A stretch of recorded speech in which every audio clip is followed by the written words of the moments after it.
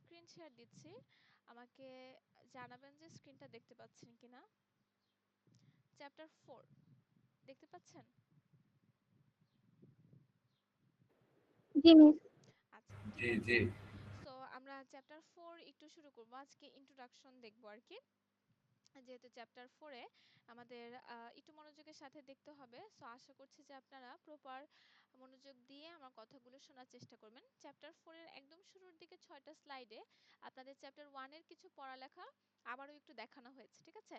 So এগুলো আপনারা চাইলে দেখতেও পারেন, স্কিপও করতে পারেন। আমাদের মেইন পড়ালেখাটা শুরু হবে হচ্ছে লেকচার স্লাইড 7 থেকে। তো স্লাইড 7 থেকে আমাদের যে পার্টটা শুরু হচ্ছে সেটা সবকিছুই আসলে রিলেটেড টু ডাটা পাথ। মানে আমাদের চ্যাপ্টার 4 এর মেইন দুইটা টপিক হচ্ছে ডাটা পাথ এবং হচ্ছে পাইপলাইনিং। তো ডাটা পাথের জন্য আমাদের রিলেটেড যে পার্টগুলো আছে বা কম্পোনেন্টগুলো আছে সেগুলো নিয়ে প্রথমে আমরা একটু ব্রিফলি ডিসকাস করব। এরপর হচ্ছে আমরা স্লোলি ডাটা পাথটা কিভাবে ড্র করে কোনো একটা ইনস্ট্রাকশনের জন্য ডাটা পাথের কোন কোন পার্টগুলো আমার অ্যাক্টিভ থাকে বা ইনভলভ থাকে এই পার্টগুলো আমরা বোঝার চেষ্টা করব। তো এখানে এই স্লাইডে আমি যেই টপিকগুলো নিয়ে আলোচনা করব সেগুলো আমরা অলরেডি যখন আমরা চ্যাপ্টার 2 পড়েছি তখন বিভিন্ন সময় আলোচনা করা হয়েছে। তবুও এখানে আবার আলোচনা করা হবে অল্প কিছু করে, সো দ্যাট আমাদের ক্লিয়ার আইডিয়া থাকে। তো একদম শুরুতে যে টপিকটা নিয়ে আলোচনা করা হবে সেটা হচ্ছে প্রোগ্রাম কাউন্টার। প্রোগ্রাম কাউন্টার এই নামটা কিন্তু আমরা চ্যাপ্টার 2 তেও দেখেছিলাম বা শুনেছি আর কি। প্রোগ্রাম কাউন্টারের কাজটা কি ছিল, যে আমার যে ইনস্ট্রাকশনটা এক্সিকিউট হবে সেটা অ্যাড্রেসটা, মানে রাইট নাও যে ইনস্ট্রাকশনটা আমি এক্সিকিউট করতে চাচ্ছি সেইটা কিন্তু আমার প্রোগ্রাম কাউন্টারে থাকে।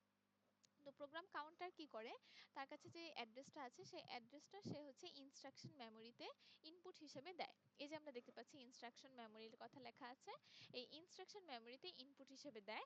এরপর যেটা হয় যে ইনস্ট্রাকশন মেমোরি তার সেটা তো একটা মেমোরি, তাই না? ইনস্ট্রাকশন মেমোরিটা হচ্ছে একটা মেমোরি। তো এই মেমোরির ভিতর থেকে প্রোগ্রাম কাউন্টার যে ইনপুটটা দিয়েছে তার সাথে যে অ্যাড্রেসটা ম্যাচ করে সেই অ্যাড্রেস থেকে আমাদের ইনস্ট্রাকশনটা ফেচ হয়, ঠিক আছে? মানে ওই ইনস্ট্রাকশনটা ওই মোমেন্টে এক্সিকিউট হবে। তো এটাকে বলা হচ্ছে ফেচ ইনস্ট্রাকশন, ঠিক আছে?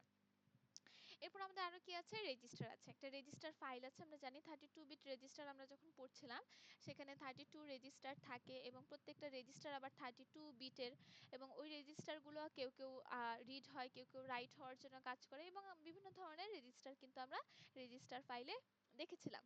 এছাড়াও আমাদের যেই পার্টটা থাকবে ডাটা পাথে সেটা হচ্ছে এএলইউ, ঠিক আছে? Arithmetic logic unit. এই এলইউ হচ্ছে যত ধরনের ক্যালকুলেশন আছে সবকিছু পারফর্ম করবে, যেমন কোনো একটা অ্যারিথমেটিক রেজাল্টের জন্য হতে পারে, বা আমরা যখন লোড ওয়ার্ড স্টোর ওয়ার্ড এই ধরনের ইনস্ট্রাকশনগুলো নিয়ে কাজ করব তখনও কিন্তু মেমোরি অ্যাড্রেসটা ক্যালকুলেশন করার জন্য আমরা এই এএলইউ এর সাহায্য নিব। এছাড়াও লাস্টলি আমাদের ব্রাঞ্চ টার্গেট অ্যাড্রেস ক্যালকুলেশনের জন্য এই এলইউটা কাজ করবে। এরপর আমাদের হার্ভার্ড আর্কিটেকচার অনুসারে আমরা জানি যে আমাদের দুই ধরনের মেমোরি আছে, একটা হচ্ছে ইনস্ট্রাকশন মেমোরি আর আরেকটা হচ্ছে আমাদের ডাটা মেমোরি। তো এই যে ডাটা মেমোরিটা থাকে এই ডাটা মেমোরিটা কিন্তু শুধুমাত্র আপনার ডাটা লোড করার জন্য বা স্টোর করার জন্য ব্যবহার করা হয়। তার মানে শুধুমাত্র আপনি যখন লোড ওয়ার্ড অথবা স্টোর ওয়ার্ড এই ইনস্ট্রাকশনগুলোকে নিয়ে কাজ করবেন তখনই আপনার এই ডাটা মেমোরিটা কাজ করবে বা অ্যাক্টিভ থাকবে, আদারওয়াইজ কিন্তু সে আসলে অন্য ইনস্ট্রাকশনগুলোর জন্য ইনভলভ হয় না। এরপর আমাদের প্রোগ্রাম কাউন্টার, যেটা নিয়ে আমরা শুরুতেই আলোচনা করলাম, প্রোগ্রাম কাউন্টারের একটা কিন্তু কন্টিনিউয়াস কাজ ছিল, সেটা কি আপনাদের মনে আছে কিনা, যে প্রোগ্রাম কাউন্টার অলওয়েজই হচ্ছে তার সাথে 4 অ্যাড করতে থাকে। এটার কারণ কি ছিল, আমাদের প্রত্যেকটা ইনস্ট্রাকশন কিন্তু 32 বিটের, ঠিক আছে? কিন্তু আমাদের মেমোরির সাইজ, মেমোরির যে এক একটা করে স্লট আছে সেই স্লটগুলো কিন্তু আমার 8 বিট করে। তার মানে একটা করে ইনস্ট্রাকশন আপনার হচ্ছে টোটাল 4টা করে স্লটে কিন্তু বসে থাকে। মানে একটা ইনস্ট্রাকশন যেহেতু 32 বিটের আর মেমোরির একটা একটা স্লট হচ্ছে 8 বিটের, তার মানে একটা ইনস্ট্রাকশনের জন্য কিন্তু মেমোরির কয়টা স্লটের প্রয়োজন হচ্ছে, 4টা স্লটের প্রয়োজন হচ্ছে। তো আমার প্রোগ্রাম কাউন্টারের ভিতরে তো আমার ইনস্ট্রাকশনের অ্যাড্রেসটা থাকবে, তাই না? তো এই টার্গেট অ্যাড্রেসটা সে কিভাবে পাবে, সে হচ্ছে তার প্রোগ্রাম কাউন্টারে বর্তমানে যে অ্যাড্রেসটা আছে সেই অ্যাড্রেসটার সাথে যদি 4 যোগ করে তাহলেই কিন্তু সে নেক্সট ইনস্ট্রাকশনের অ্যাড্রেসটা পেয়ে যায়। আমাদের প্রোগ্রাম কাউন্টারের কাজ হচ্ছে যে নেক্সট ইনস্ট্রাকশন বা এখন যে ইনস্ট্রাকশনটা এক্সিকিউট হচ্ছে সেটার অ্যাড্রেসটা আপনি যখন ইনস্ট্রাকশন মেমোরিতে ইনপুট আকারে দিয়ে দিবেন তার পরপরই তার কাছে হচ্ছে নেক্সট ইনস্ট্রাকশনের অ্যাড্রেসটা থাকা লাগবে। তো এই কারণে সে কি করে কন্টিনিউয়াস প্রসেসে সবসময় হচ্ছে তার সাথে 4 যোগ করতে থাকে, সো দ্যাট সে নেক্সট ইনস্ট্রাকশনের মেমোরিটা তার ভিতর রাখতে পারে। তো এই হচ্ছে আমার ওভারঅল একটা ইন্ট্রোডাকশন। এখন আমরা দেখব যে এই যে কথাগুলো বললাম, এই কিছু কম্পোনেন্ট নিয়ে কথা বলা হয়েছে আর কি। এই কম্পোনেন্টগুলো সিপিইউতে কিভাবে থাকে বা তারা কিভাবে আসলে কাজটা করে। এটা হচ্ছে সবচেয়ে সিম্পলিফাইড একটা ফিগার। এরকম ফিগারই আমরা আসলে আঁকা শিখব এবং আমাদেরকে বুঝতে হবে যে কখন কোন পার্টটা অ্যাক্টিভ থাকে, কখন কোন পার্ট কাজ করে, কোন পার্টটা হচ্ছে আপনার এরকম হয় যে দুই ধরনের ইনপুট এসেছে, বাট আমি কোনটা নিয়ে এখন কাজ করব। তো এই ওভারঅলের যে ফিগারটা এখানে সবচেয়ে সিম্পলিফাইড একটা ভার্সন দেখানো হচ্ছে। আমরা যত চ্যাপ্টারের দিকে আগাবো তত দেখব যে আসলে এই ফিগারে আরো অনেক পার্ট অ্যাড হবে। তো এই সিম্পলিফাইড ফিগারটার ভিতরে আমি মেইন 4টা কম্পোনেন্ট নিয়ে এখন আলোচনা করব। এতক্ষণ পর্যন্ত যে আলোচনাটা করলাম সেটারই হচ্ছে এখন একটা ফিগার ওভারভিউ দেওয়া আছে সিপিইউর একটা, এটার উপরে বেস করে এখন আমরা আলোচনাটা করব। তো শুরুতে এখানে আলোচনা করব হচ্ছে যে প্রোগ্রাম কাউন্টার নিয়ে বললাম, সেই প্রোগ্রাম কাউন্টারটা নিয়ে। আমরা নিশ্চয়ই দেখতেই পাচ্ছি যে একদম লেফট সাইডে আমাদের প্রোগ্রাম কাউন্টারটা আছে। তো আমি কি বলেছিলাম প্রোগ্রাম কাউন্টারের কাজটা কি? এই প্রোগ্রাম কাউন্টারের কাজ হচ্ছে তার কাছে যে অ্যাড্রেসটা আছে সেই অ্যাড্রেসটা এই ইনস্ট্রাকশন মেমোরিতে ইনপুট হিসেবে দেওয়া। সো সে কি করছে, এই যে অ্যাড্রেসটাকে ইনস্ট্রাকশন মেমোরিতে ইনপুট হিসেবে দিচ্ছে। দেওয়ার পর এই মেমোরি থেকে আপনার এই অ্যাড্রেসটা যেখানে ম্যাচ করবে সেই অ্যাড্রেস থেকে একটা ইনস্ট্রাকশনকে ফেচ করে নেওয়া হবে, যে ইনস্ট্রাকশনটা এখন এক্সিকিউট হবে। তো এই ইনস্ট্রাকশনের ভিতরেই তো বলা থাকবে যে আপনার কোন রেজিস্টার থেকে আপনি ডাটা রিড করবেন, কোনটাতে রাইট করবেন, বা আপনার অ্যাকচুয়াল কাজটা কি, এটা কোন টাইপের ইনস্ট্রাকশন। আমরা কিন্তু ইনস্ট্রাকশন নিয়ে চ্যাপ্টার 2 তে প্রচুর পড়ালেখা করেছি, তাই না? যে আমাদের 3 ধরনের ইনস্ট্রাকশন আছে, আই টাইপ, আর টাইপ এবং জে টাইপ। আর টাইপের ভিতরে আমরা দেখেছি যে এডিশন, সাবট্রাকশন এই জিনিসগুলো হয়। আই টাইপের ভিতরে আমরা দেখেছি লোড ওয়ার্ড, স্টোর ওয়ার্ড, তারপর ব্রাঞ্চ ইকুয়াল, নট ইকুয়াল, তারপরে আমরা দেখেছি ইমিডিয়েট অপারেশনগুলো। তো এই যে আপনি যখন ইনস্ট্রাকশনটাকে ডিকোড করবেন, আমরা কিন্তু ইনস্ট্রাকশনটাকে ফরম্যাট আকারে লেখার পরে কি হয় সেটাও শিখেছি, যেটা আপনাদের পরীক্ষায়ও এসেছিল মিড টার্মে, যে আর টাইপ ইনস্ট্রাকশনের জন্য কি থাকে, শুরুতে 6 বিট থাকে যেটা দিয়ে আমরা অপকোড বুঝি। এরপরে হচ্ছে আমার একটা রেজিস্টার থাকে আর ডি নামক, এরপর থাকে হচ্ছে আর টি। আচ্ছা আমি এদিকে একটু লিখে দেখাই যে আমার আর টাইপ ইনস্ট্রাকশনের জন্য কেমন ছিল। আর টাইপের জন্য প্রথমে হচ্ছে 6 বিটের হচ্ছে অপকোড থাকতো, তাই না? তারপরে হচ্ছে আমার কি থাকতো, তারপর আমার ডেস্টিনেশন যে রেজিস্টারটা আরডি সেটা থাকতো। আচ্ছা এরপর কি থাকতো, এরপর আমার আরো 5 বিটের হচ্ছে সোর্স রেজিস্টার আরএস থাকতো। এরপর হচ্ছে আপনার আরটি থাকতো আরেকটা রেজিস্টার। এরপর আপনার যদি শিফটিং এর দরকার হয় সেই শিফট অ্যামাউন্ট থাকতো। এরপর লাস্টলি আমাদের হচ্ছে আরো 6টা বিট থাকতো যেটা দিয়ে হচ্ছে আমার কি কাজ কি ফাংশনালিটি সেটা বোঝানো হতো। তো এই যে ইনস্ট্রাকশনটা যখন হচ্ছে আপনার ডিকোড হবে তখন কিন্তু এরকম পার্ট বাই পার্ট আসলে আমার ডিকোড হয়ে যাবে এবং আমরা বুঝতে পারবো যে আসলে আমার কাজটা কি।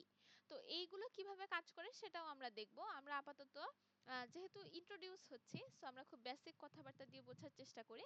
যেমন ইনস্ট্রাকশনটা আসলো, আসার পরে রেজিস্টার ফাইল থেকে সে কি করবে, রেজিস্টার ফাইল থেকে কিন্তু তার, যদি এটা একটা আর টাইপের ইনস্ট্রাকশন হয় তাহলে কিন্তু তার দুইটা রেজিস্টার থেকে রিড করা লাগবে, এই আরএস এবং আরটি।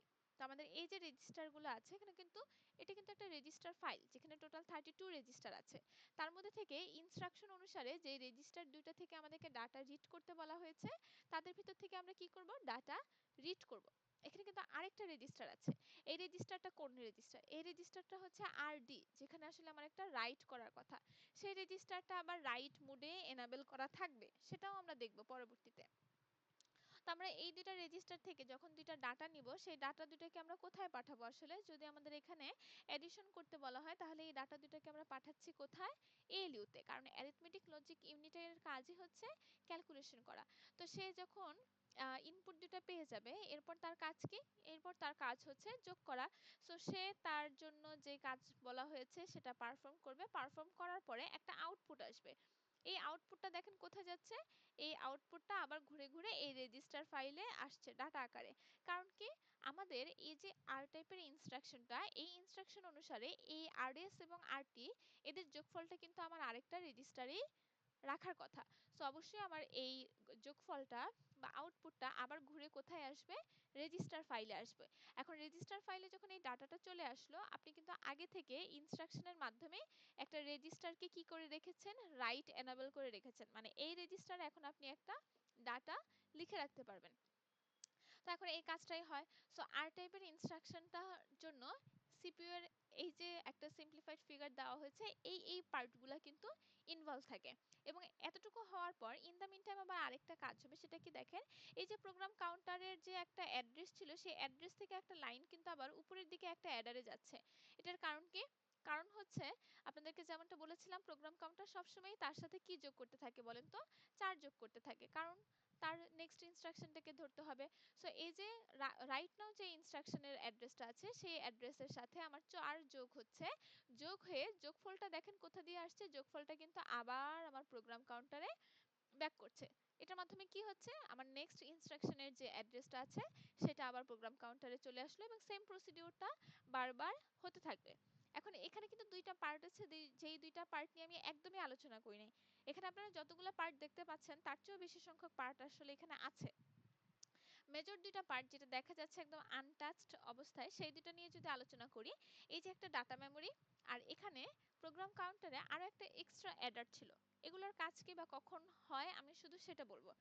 ডাটা মেমরির কাজটা হবে হচ্ছে যখন আপনি আই টাইপের ইনস্ট্রাকশন নিয়ে কাজ করবেন, তাও আবার কি আই টাইপের ভিতরে শুধুমাত্র লোড ওয়ার্ড অথবা আপনি স্টোর ওয়ার্ড নিয়ে যখন কাজ করবেন, তখন হচ্ছে আপনার এই ডাটা মেমরিটা কাজ করবে। কারণ তখন আপনি আইদার মেমরি থেকে কোনো কিছু লোড করে নিয়ে আপনি রেজিস্টারে বসাবেন, অথবা আপনি এই ডাটা মেমরিতে কোনো কিছু একটা স্টোর করতে চাইবেন। ঠিক আছে, এই যে লাইন দুটো কিন্তু আমি আপনাদেরকে দেখিয়েছি, ওয়্যার্ড দুটো কিন্তু দেখিয়েছি। এই ওয়্যার্ডটা ব্যবহার করে আপনি কি করবেন, স্টোর ওয়ার্ড, এবং যদি আমার এই যে এলইউ থেকে একটা আউটপুট এসেছে, এই আউটপুটটা যদি আমার এই ডাটা মেমরিতে আসে, তখন এই মেমরির অ্যাড্রেস থেকে আমরা আসলে কি করব, একটা ভ্যালু পাবো, বা যেটাকে আমরা রিট্রাইভ করতে চাচ্ছি সেটা আমার কোন দিক দিয়ে যাবে, এই দিক দিয়ে গিয়ে কিন্তু আবারও হচ্ছে রেজিস্টারে আমার লোড হয়ে যাবে। সো এই হচ্ছে টোটাল কাজ। আচ্ছা, তাহলে এই পার্টটা কখন কাজ করে, এই পার্টটা কখন কাজ করে সেটা বোঝার জন্য আপনাদেরকে আবার ব্রাঞ্চ ইকুয়াল এবং ব্রাঞ্চ নট ইকুয়ালের কার্যকলাপগুলো একটু রিকল করতে হবে। সেটা হচ্ছে যে আমরা যেমনটা জানি যে যদি এরকম সিচুয়েশন হয় যে যদি দুইটা ইকুয়াল না হয় তাহলে আমরা কোনো একটা লেভেলে যেতে চাই, বা যদি ইকুয়াল হয় তাহলে আমরা একটা লেভেল লিখে রাখি না, যে দুইটা রেজিস্টার যদি ইকুয়াল হয় তাহলে আমি L1 এ চলে যাব। এই যে আমি L1 এ যাওয়ার কথা বলছি, L1 কিন্তু কোনো কনজিকিউটিভ ইনস্ট্রাকশন থাকে না। আপনারা যদি মনে করে দেখেন যে L1 নামক যে লেভেলটা আমরা লিখে রাখি সেটার মাঝে কিন্তু আরো কয়েকটা ইনস্ট্রাকশন থাকে। তো আমার প্রোগ্রাম কাউন্টারের কাজ কি, প্রোগ্রাম কাউন্টারের কাজ হচ্ছে সবসময় নেক্সট ইনস্ট্রাকশনটাকে এক্সিকিউট করা, কিন্তু এই যে ব্রাঞ্চিং এর ক্ষেত্রে কিন্তু আপনার সবসময় নেক্সট ইনস্ট্রাকশন এক্সিকিউট হয় না। কিছু কিছু ক্ষেত্রে আমার কি করতে হয়, অন্য কোনো একটা লেভেলে চলে যেতে হয়। এই যে আপনি অন্য একটা লেভেলে চলে যেতে চাচ্ছেন বা চলে যাবেন, তখন তো আপনার ওইটার জন্য যে অ্যাড্রেসটা, সেই অ্যাড্রেসটাও তো আপনার প্রোগ্রাম কাউন্টারকে দিতে হবে, তাই না? এই যে আপনি L1 এ যেতে চাচ্ছেন, তো ইনস্ট্রাকশন থেকেই তো আমরা বুঝবো যে আসলে আমরা ওইটা করছি কিনা। তো তখন কি হবে, তখন হচ্ছে এই যে এই অ্যাডারের ভিতর দিয়ে একটা ভ্যালু আসবে, যেই ভ্যালুটার সাথে আপনি প্রোগ্রাম কাউন্টারের রাইট নাও যে মেমরি অ্যাড্রেসটা ছিল, সরি ইনস্ট্রাকশন অ্যাড্রেসটা ছিল, সেটার সাথে 4 যোগ করার কারণে যে ভ্যালুটা পেয়েছেন, সেই আউটপুটটার সাথে এই যে ইনস্ট্রাকশন থেকে একটা ভ্যালু আসবে। কোন ভ্যালুটা বলেন তো, যে এল এর জন্য যে আমরা একটা ভ্যালু পাই, L1 নামক কোনো লেভেল যদি আমরা যেতে চাই, সেটার জন্য যে আমরা একটা ভ্যালু পেতাম, মনে আছে? এটা আমরা ঈদের আগের ক্লাসে করেছিলাম যে 2 হতে পারে বা অন্য যে কোনো একটা ইন্টিজার ভ্যালু হতে পারে। ওই ভ্যালু দুটোকে যোগ করে এরপর এই যোগফলটাকে আমরা কোথায় পাঠাবো, এই যোগফলটাকে কিন্তু আবার সেই প্রোগ্রাম কাউন্টারে আমরা পাঠাচ্ছি এই লাইনের মধ্যে দিয়ে। ঠিক আছে? সো এই হচ্ছে প্রত্যেকটা পার্ট নিয়ে আমরা মোটামুটি ভাবে আলোচনা করেছি। স্টিল এখানে আরেকটা পার্ট আছে যেটা না বললেই না, সেটা হচ্ছে যে আমরা কিছু কিছু সময় দেখি না, আমাদের আই টাইপ ইনস্ট্রাকশনের জন্য আমাদের অফসেট ভ্যালু যোগ করতে হয়। তো অফসেট ভ্যালুটা যখন আমরা যোগ করি তখন কিন্তু একটা রেজিস্টারের ভ্যালু থাকে, হ্যাঁ, আর আরেকটা কিন্তু রেজিস্টারের ভ্যালু থাকে না, আরেকটা কিন্তু একটা ইন্টিজার থাকে। তো ওই ইন্টিজারটা কোথা থেকে আসবে, এই যে ইনস্ট্রাকশন থেকে ইন্টিজারটা সরাসরি এই দিক দিয়ে এখানে এসে পড়বে। ঠিক আছে, এই যে আমি যে লাইনটা দেখাচ্ছি এখন, এই লাইন দিয়ে হচ্ছে সরাসরি এলইউ তে চলে যাবে। তখন কি হবে, একটা হচ্ছে রেজিস্টারের ভ্যালু আর আরেকটা হচ্ছে অফসেটের ভ্যালু। সমস্যা নেই, এটাকে দেখতে কমপ্লিকেটেড মনে হলেও এটা যখন আমরা অনেকগুলো এক্সাম্পল দেখব, দেখতে দেখতে ডে বাই ডে এটা আমাদের কাছে খুব পরিচিত একটা ফিগার হয়ে যাবে। তো আমরা একটু মাল্টিপ্লেক্সার নিয়ে আলোচনা করব। মাল্টিপ্লেক্সারের যে কাজটা সেটা মেনলি হচ্ছে যে যখন আপনি ডিসাইড করতে পারছেন না যে এই জায়গাটাতে আসলে কোন ওয়্যারটা অ্যাক্টিভ থাকবে, ওই ধরনের সিচুয়েশনগুলোতে আমরা হচ্ছে আমাদের মাল্টিপ্লেক্সারটাকে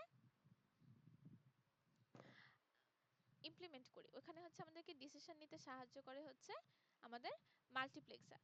আচ্ছা, সো আমরা এখানে মাল্টিপ্লেক্সার তিনটা জায়গায় ইমপ্লিমেন্ট করেছি। যদি খেয়াল করে দেখেন কোন তিনটা জায়গায়, যেই তিনটা জায়গাতে আমার দুই ধরনের ইনপুট আসে। আমরা কিন্তু আগের যে ফিগারটা দেখলাম এই ফিগারে কিন্তু এই তিনটা জায়গা, আচ্ছা এই ফিগারে লেখাগুলো চলে গিয়েছে যে এই জায়গাটাতে, তারপর হচ্ছে এই জায়গাটাতে এবং এই জায়গাটাতে, এগুলোতে কি হয়েছিল, দুই রকম ইনপুট ছিল। তো এই দুই রকম ইনপুট যখন আসে তখন আমরা কোনটাকে চুজ করব, এরকম যখন ইনডিসিশনে ভুগি সেই জায়গাগুলোতে আমরা মাল্টিপ্লেক্সারকে ইমপ্লিমেন্ট করি। মাল্টিপ্লেক্সারকে ইমপ্লিমেন্ট করার কারণ হচ্ছে যে এখানে মাল্টিপ্লেক্সার কন্ট্রোল করবে, যে মাল্টিপ্লেক্সার কন্ট্রোল করবে না, মাল্টিপ্লেক্সারের মাধ্যমে আমরা ডিসিশন নিতে পারবো যে আসলে এখন কোন ওয়্যারটা অ্যাক্টিভ হবে। যেমন দেখেন এই যে লাইনটা আছে, ঠিক আছে আমি একটু দেখাই পেন দিয়ে। এই যে লাইনটা আছে এই লাইনটার সাথে কিন্তু দুইটা লাইন কানেক্টেড, এটা আছে আবার এটাও আছে। সো আপনি কোন আউটপুটটাকে নেবেন বা কোন লাইনটা তখন অ্যাক্টিভ থাকবে, এই দিক দিয়ে আসলে কে যাবে, সেটা ডিসিশন নেওয়ার জন্য এখানে একটা মাল্টিপ্লেক্সার বসানো হবে। আবার দেখেন এই যে এই জায়গাটাতে এই লিউতে আপনার কি ডিরেক্ট রেজিস্টার থেকে একটা ভ্যালু আসবে, নাকি এই যে আমি একটা অফসেট ভ্যালুর কথা বলেছিলাম সে আসবে, কোনটা আসবে, তার মানে এখানেও একটা ডিসিশন মেকিং এর জায়গা তৈরি হয়েছে। আবার এখানেও সেম, যে আমি প্রত্যেকবার প্রোগ্রাম কাউন্টারের সাথে 4 যোগ করে যে যোগফলটা পাচ্ছি আমি কি সেটা নিব, নাকি আমার এই যে নতুন অ্যাডার থেকে জাম্পিং বা ব্রাঞ্চিং ইনস্ট্রাকশনের জন্য যে ক্যালকুলেশনটা হয়েছে আমি সেটা নিব। তো এই ধরনের সিচুয়েশনগুলোতে কি হবে, একটা করে মাল্টিপ্লেক্সার ইমপ্লিমেন্ট করা হবে এবং এই মাল্টিপ্লেক্সারের কাজই হচ্ছে ডিসিশন নেওয়া। কিন্তু মাল্টিপ্লেক্সার কিন্তু নিজে নিজে ডিসিশন নিতে পারে না, এই ডিসিশনগুলো তাকে নিতে সাহায্য করবে আবার হচ্ছে কন্ট্রোল ইউনিট। এই যে কন্ট্রোল ইউনিটটা আমরা দেখতে পাচ্ছি, এই কন্ট্রোল ইউনিট হচ্ছে আমাদের এই ডিসিশনগুলো নিতে সাহায্য করবে। দেখেন ফিগারটা কিন্তু স্লোলি কমপ্লিকেটেড হচ্ছে। আমরা যখন প্রথম একটা ফিগার দেখেছিলাম এই যে এটা কত সহজ ছিল, এখন আমার কি হয়েছে, এখানে একই সাথে মাল্টিপ্লেক্সার চলে এসেছে এবং আমার কন্ট্রোল ইউনিটও চলে এসেছে। নট অনলি দ্যাট, আমাদের রেজিস্টারের ভিতরে দেখেন আমার যেহেতু কন্ট্রোল ইউনিটের সাথে কানেক্টেড, সো কন্ট্রোল ইউনিট আসলে কি করবে, কাকে কন্ট্রোল করবে, সেই পার্টগুলোও কিন্তু চলে এসেছে। সো স্লোলি ফিগারটা আমাদের কমপ্লিকেটেড হচ্ছে, বাট ভয় পাওয়ার কোনো কারণ নেই, কারণ আমরা এই একই ফিগার এতবার পড়বো, আসলে প্রত্যেকটা ইনস্ট্রাকশনের জন্য পড়বো যে এই ফিগারটা আপনাদের আসলে একদম মুখস্থ হয়ে যাবে এবং এই ফিগারটা স্কিপ করার কোনো ওয়ে নাই, কারণ আপনাদের এই ডাটা পাথ নিয়ে একটা প্রশ্ন আসবে, মাস্ট একটা প্রশ্ন আসবে এবং এমনভাবে আসবে যেটা আপনাকে অ্যান্সার করতেই হবে। সো আমাদের এই ফিগারটা দেখে আমরা আসলে ভয় না পেয়ে ফিগারটাকে কিভাবে মনে রাখতে পারি সেটার জন্য যদি আপনার কোনো শর্টকাট পদ্ধতি নিজে থেকে ডেভেলপ করতে ইচ্ছে করে বা নিজে থেকে করেন, সেটা সেভাবেও মনে রাখতে পারেন, বা আমি যেভাবে বোঝাচ্ছি সেভাবে যদি খুব মনোযোগের সাথে দেখেন তাহলেও বুঝতে পারবেন। বাট ফ্যাক্ট হচ্ছে আপনাকে এটা মনে রাখতে হবে এবং বুঝতে হবে। তো কন্ট্রোল ইউনিটের কাজটা কি আমরা একটু সেটা দেখি। কন্ট্রোল ইউনিটের কাজটাই আমরা কি বলেছিলাম, যে প্রত্যেকটা মাল্টিপ্লেক্সারকে সে আসলে ডিসিশন নিতে সাহায্য করে। তো এখানে কন্ট্রোল ইউনিট থেকে আমরা টোটাল 7টা ওয়্যার দেখতে পাচ্ছি। 7টা ওয়্যারের ভিতরে 3টা ওয়্যার তো আমার 3টা মাল্টিপ্লেক্সারে চলেই আসলো, ঠিক আছে। আমরা যদি দেখি যে এই মাল্টিপ্লেক্সারের সাথে হচ্ছে ডিরেক্ট কানেক্টেড আছে, এই মাল্টিপ্লেক্সারের সাথেও ডিরেক্ট কানেক্টেড আছে, শুধু এই মাল্টিপ্লেক্সারের সাথে ডিরেক্ট কানেক্টেড নাই, কারণ এখানে আবার আরেকটা কি আছে, এন্ড গেট আছে এবং এই এন্ড গেটের একটা সিগন্যাল হচ্ছে কন্ট্রোল ইউনিট থেকে এসেছে, আরেকটা আবার এসেছে আরেক জায়গা থেকে। এই যে জিরো থেকে যে এসেছে এটা আমরা এখনই বুঝবো না, ঠিক আছে, এটা আমরা যখন ব্রাঞ্চিং দেখব, মানে ব্রাঞ্চিং ইনস্ট্রাকশনের জন্য ডাটা পাথ দেখব তখন বুঝতে পারবো। সো এটা আমরা আপাতত স্কিপ করি। এরপর আমার আরো আরো কোন কোন জায়গায় কানেক্টেড আছে আমরা দেখি। আমি বলেছিলাম যে এই যে আমার রেজিস্টারগুলো থাকে, এই রেজিস্টারগুলোকে যদি আপনি রাইট এনেবল করতে চান তখনই কিন্তু কন্ট্রোল ইউনিট থেকে একটা মানে এই জিনিসটা কন্ট্রোল করা হয় যে রেজিস্টারটা আসলে রাইট মোডে থাকবে নাকি রিড মোডে থাকবে। তো যখন রাইট মোডে থাকে তখন সেটাকে এনেবল করে কে, কন্ট্রোল ইউনিট। আচ্ছা এরপর আর কোথায় আছে, এই যে আমার ডাটা মেমোরি থেকে কিন্তু রিডও হয় আবার রাইটও হয়। সো এই যে রিড হবে নাকি রাইট হবে এটার জন্য আরো দুইটা ওয়্যার কিন্তু আমার এখানে কানেক্টেড আছে। সো এইভাবে করে হচ্ছে কন্ট্রোল ইউনিটের সবগুলো ওয়্যার, এই যে এখানে আমার এএলইউ এর সাথেও একটা দেখতে পাচ্ছি আমরা, এখানেও আসলে একটা কাজ আছে যে কাজের জন্য আমার কন্ট্রোল ইউনিটের একটা কন্ট্রোল করার ব্যাপার থাকে। তো এইভাবে করে হচ্ছে প্রত্যেকটা পার্টে এই জিনিসগুলো, কমপ্লিকেটেড জিনিসগুলোকে হচ্ছে কন্ট্রোল করবে আমাদের কন্ট্রোল ইউনিট। তো আমরা কন্ট্রোল ইউনিটের সাথে পরিচিত হলাম, বাট অ্যাকচুয়ালি সে প্রত্যেকটা জায়গায় যে জায়গায় এই কানেকশনগুলো দেওয়া আছে, এই জায়গাগুলোতে সে কিভাবে কাজ করে, এই কাজগুলো আমরা বুঝতে পারবো যখন সরাসরি কোনো একটা টাইপের ইনস্ট্রাকশন নিয়ে আমরা কাজ করব তখন। আমরা কিন্তু এখনো পর্যন্ত কোনো ইনস্ট্রাকশনের জন্য দেখি নাই, যদিও আমরা আলোচনা করেছি বাট প্রপারলি দেখি নাই। প্রপারলি দেখার জন্য আমাদের আসলে এর পরবর্তী ক্লাস লাগবে আর কি। আজকের ক্লাসে তো আমরা ইন্ট্রোডাক্টরি আলোচনা করছি। সো এইগুলো হচ্ছে আমার কন্ট্রোল ইউনিটের কাজ। এখন আমাদের এই যে পার্টগুলো আছে, প্রত্যেকটা পার্ট নিয়ে ছোট ছোট আলোচনা আছে আর কি। যেমন আমাদের এই ডাটা পাথের ভিতরে দুই ধরনের এলিমেন্ট আছে, একটা হচ্ছে কম্বিনেশনাল আর একটা হচ্ছে স্টেট। তো কম্বিনেশনাল এলিমেন্টগুলো কোনগুলো, যেগুলো কোনো ধরনের অপারেশন করে, কোনো ধরনের ক্যালকুলেশন করে, যেখানে আউটপুট ইনপুটের ব্যাপার থাকে, সেই পার্টগুলোকে বলা হয় হচ্ছে কম্বিনেশনাল এলিমেন্ট। আর স্টেট এলিমেন্ট কোনগুলো, যেগুলো হচ্ছে আপনার ইনফরমেশন স্টোর করার জন্য ব্যবহার করা হয়, সেগুলোকে বলা হয় হচ্ছে স্টেট এলিমেন্ট। তো আমাদের কম্বিনেশনাল এলিমেন্টের এক্সাম্পলগুলো এখানে দেওয়া আছে, যেমন এন্ড গেট, অ্যাডার, মাল্টিপ্লেক্সার বা হচ্ছে এএলইউ ইউনিট। তো আমরা কিন্তু এদের সবাইকে দেখেছি অলরেডি। সো এইগুলো পরে হচ্ছে আমার কম্বিনেশনাল এলিমেন্টের আওতায়, এবং সিকোয়েন্সিয়াল এলিমেন্ট হচ্ছে স্টোর করার জন্য ব্যবহার করা হয়। তো এগুলোকে বলা হয় হচ্ছে এজ ট্রিগার্ড, কারণ আমরা ক্লক পালসের কথা বলেছিলাম অনেক আগে, যে আমার এই যে 0 এবং 1 এই জিনিসগুলো আসলে ক্লক পালস থেকেই কিন্তু আসে। তো তো যখন হচ্ছে যে আপনার ক্লক পালস গুলো আপডেট করে, যেমন এই যে আমার এখানে বলা আছে, যখন 0 থেকে 1 এ যাবে চেঞ্জ হয়ে, মানে লো থেকে আপনার হচ্ছে হাইতে যাবে, তখনই কিন্তু আমার কি হবে, আমার একটা পজিটিভ ইনপুট আসবে। ঠিক আছে? সো এই জিনিসটা আমরা আপাতত ডাটা পাথের জন্য আমাদের খুব বেশি জরুরি না দেখে খুব ডিটেলসে বলছি না, বাট তাও একটু দেখিয়ে যাই। সেটা হচ্ছে, যেমন ধরেন একটা এক্সাম্পলের কথা বলি, যে রাইট এনেবলটা কিভাবে হয়।